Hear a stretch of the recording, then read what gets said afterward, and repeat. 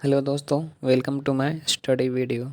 आज हम Indian polity के विषय में जानकारी प्राप्त करेंगे। इंडियन पॉलिटी का एक महत्वपूर्ण भाग है प्रस्तावना, जिसके बारे में हम आज इस वीडियो में देखेंगे।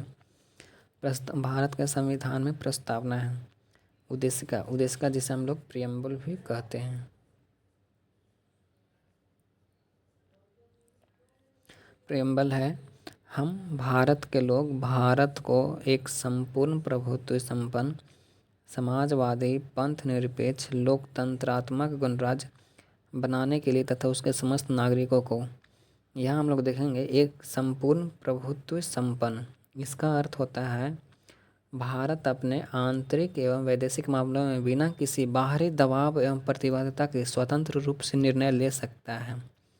मतलब इसका ये मतलब था कि पहले भारत गुलाम था अंग्रेज़ों का। भारत गुलाम था अंग्रेज़ों का। 15 अगस्त 1947 के पहले 15 अगस्त 1947 के पहले ये था कि भारत के भीतर जितने भी निर्णय लिए जाते थे वो सभी ब्रिटिश सरकार के द्वारा लिए जाते थे। लेकिन 15 अगस्त 1947 के बाद जब भारत आज़ाद हुआ तो भारत जितने भी निर्णय लेंगे वो सभी भारत सरकार के द्वारा लिए जाएंगे। मतलब बाहरी हस्तक्षेप से छुटकारा मिला 15 अगस्त 1947 के बाद जब भारत आज़ाद हुआ। समाजवादी का अर्थ होता है कि समाज के भीतर सामाजिक, आर्थिक और राजनैतिक समानता स्थापित करना ही समाजवाद कहलाता है। पंथ निरपेक्ष का अर्थ होता है कि भारत सरकार का जिस राष्ट्र में सरकार का कोई धर्म ना हो और जिस राष्ट्र में सभी धर्म के लोग रहते हैं उसे पंथ निरपेक्ष राष्ट्र कहा जाता है। तंत्रात्मक गणराज्य। अमेरिका के पूर्व राष्ट्रपति अब्राहम लिंकन ने यह स्टेटमेंट दिया था कि जनता के लिए जनता के द्वारा एक प्रकार का शासन है। आर्थिक और राजनैतिक, यहाँ 3 प्रकार का न्याय की चर्चा की गई है। विचार, अभिव्यक्ति, विश्वास, धर्म और उपासना की स्वतंत्रता, 5 प्रकार का स्वतंत्रता की चर्चा की गई। प्रतिष्ठा और अवसर की समानता, 2 प्रकार की समानता की चर्चा की गई है प्राप्त कराने के लिए तथा उन सब में व्यक्ति की गरिमा और राष्ट्र की एकता और अखंडता सुनिश्चित करने वाली बंधुत्व बढ़ाने के लिए दृढ़ संकल्प होकर अपनी इस संविधान सभा में आज तारीख 26 नवंबर 1949 ईस्वी को एतद द्वारा इस संविधान को अंगीकृत अधिनियम और आत्मसमर्पित करते हैं। मतलब 26 नवंबर 1949 ईस्वी को 26 नवंबर 1949 ईस्वी को संविधान सभा ने संविधान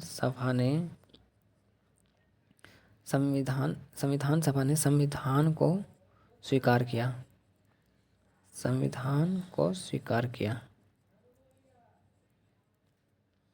अब आगे बढ़ते हैं। यहाँ भारत का संविधान को संविधान सभा ने बनाया है। भारत के संविधान को संविधान सभा ने बनाया है। इसी का भाग है प्रस्तावना। मतलब भारत के संविधान का भाग है प्रस्तावना।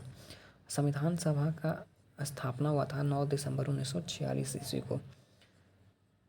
संविधान सभा का स्थापना 9 दिसंबर 1946 को हुआ था। 9 दिसंबर 1946 से 24 जनवरी 1950 तक, मतलब 9 दिसंबर 1946 से 24 जनवरी 1950 तक संविधान सभा की कुल 12 बैठक हुई थी। प्रथम बैठक 9 दिसंबर 1946 से 23 दिसंबर 1946 के बीच चला था। यानी कि हम लोग देखें तो 14 दिन तक प्रथम बैठक चला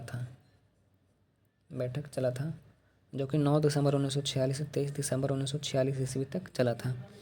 इस प्रथम बैठक के दौरान संविधान सभा के समक्ष पंडित जवाहरलाल नेहरू ने उद्देश्य या प्रस्ताव यानी कि प्रियम्बल को रखा 13 दिसंबर 1946 को रखा। 13 दिसंबर 1946 को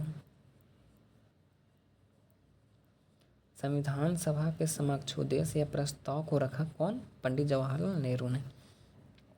फिर द्वितीय बैठक 20 जनवरी 1947 से 25 जनवरी 1947 तक चला, जो कि 5 दिन तक चला था। सेकंड बैठक।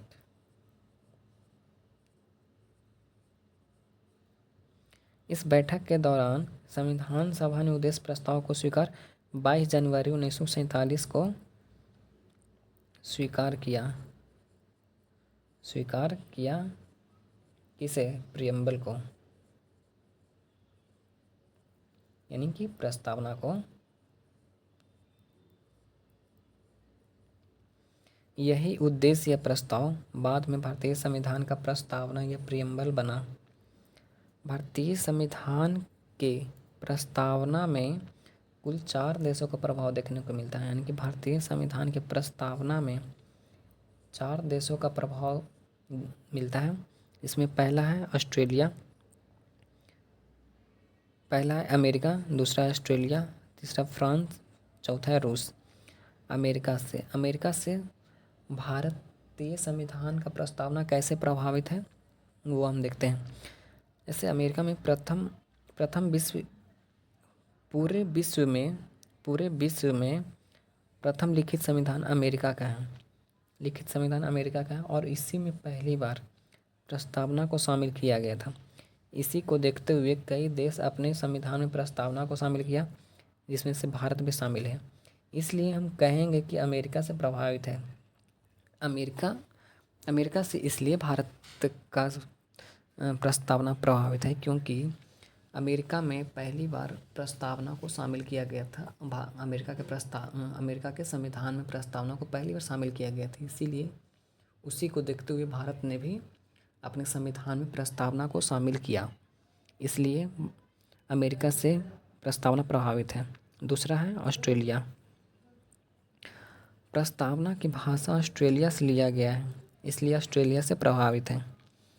फ्रांसीसी क्रांति 1789 से 99 के दौरान चला था। इसमें स्वतंत्रता, समानता और बंधुत्व शब्द का प्रयोग किया गया था, इसलिए फ्रांस से प्रभावित है। स्वतंत्रता, समानता और बंधुत्व शब्द का उल्लेख हम लोग यहाँ प्रियम्बल में देखते हैं। देखिए,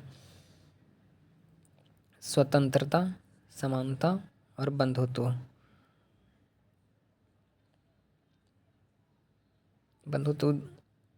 देखने को मिलता है। रूस से प्रस्तावना कैसे प्रभावित है वो हम देखते हैं। सामाजिक, आर्थिक और राजनीतिक न्याय पहली बार रूसी क्रांति 1917 में प्रयोग किया गया था, इसलिए प्रभावित है। प्रस्तावना में एक प्रकार का बंधुत्व की चर्चा की गई है, 2 प्रकार की समानता की चर्चा की गई, 2 प्रकार की समानता, प्रतिष्ठा और अवसर की समानता की चर्चा की गई है। 3 प्रकार के न्याय की चर्चा की गई, सामाजिक, आर्थिक और राजनीतिक न्याय की चर्चा की गई है। सामाजिक, आर्थिक और राजनीतिक न्याय की चर्चा की गई है। 5 प्रकार के स्वतंत्रता की चर्चा की गई, जिसमें विचार, अभिव्यक्ति, विश्वास, धर्म और उपासना की स्वतंत्रता, यानी कि 5 प्रकार के स्वतंत्रता की चर्चा की गई है।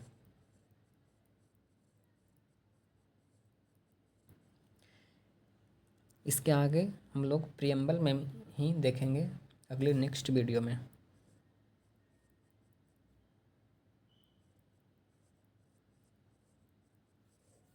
इसके